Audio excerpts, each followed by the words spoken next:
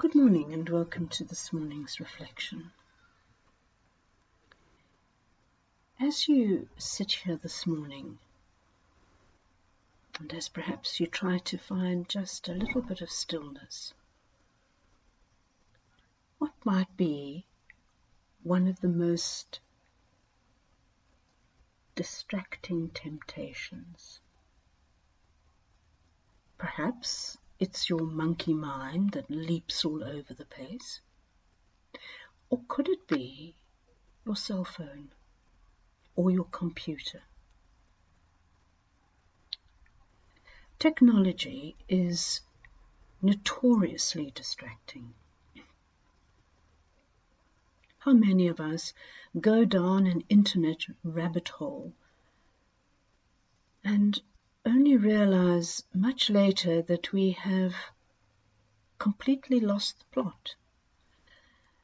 And we realize this when we find ourselves watching cats dancing with mice, or some other strange thing. The effects of technology are so pervasive and so subtle that we are unaware of how far-reaching these effects are. In fact, most of us only manage to get away from technology when we are on an aeroplane. And in fact, even now, that is beginning to change. We need to be very intentional about dealing with this ever-encroaching technology.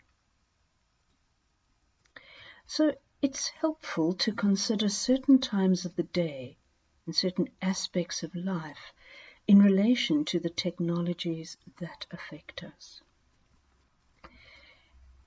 The morning is an example of where we can choose to be intentional about technology. The morning is such a special time of day. We are rested and we are undefended. And the new day awaits us with all of its wondrous possibilities. And this is a time of quiet alertness, openness, and creativity. How we choose to invest these beautiful morning hours will affect the quality of the rest of the day. This morning period may be the only stillness and the only openness to God that we experience throughout the day. So what is the temptation in the early morning? Yes, the temptation is to reach for your phone before you do anything else. To do what? To check the time, to check the weather. And then it begins. It begins to rob us of time that we used to use for prayer. Because what else was there to do in the early hours of the morning 50 years ago? So can we be brave enough to say no phones in the morning?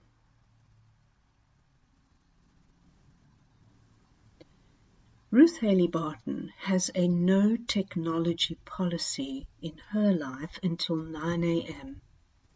And this is to force a quiet start to the day. That way, she goes into the day much more grounded and much more alive. Even though she has this policy, it still remains tempting just to look at her phone.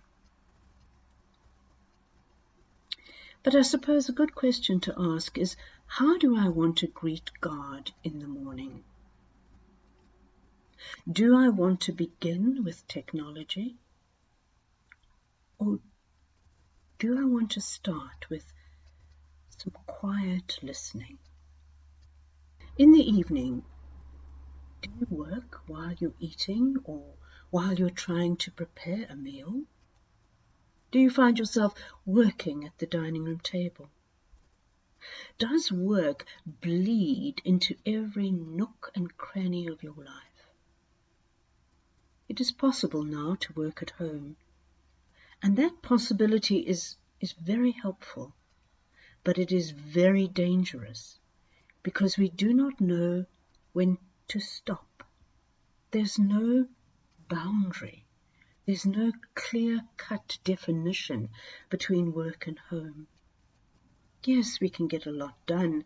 A lot of the processes that need to be done can be done at home. But we also need to rest.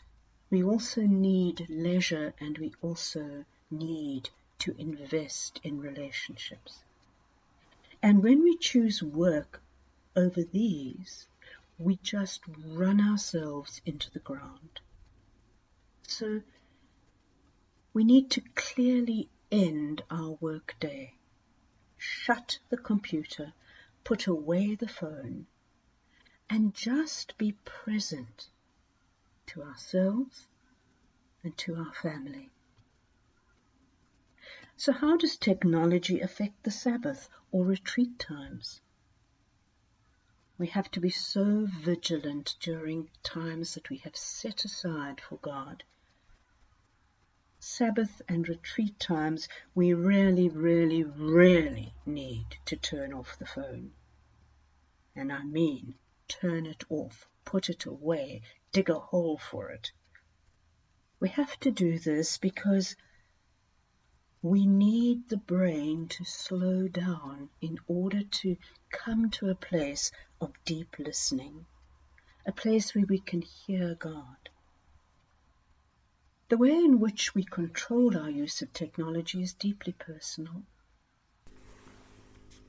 But it is the intention to offer some control over our use of technology in relation to our spiritual rhythms.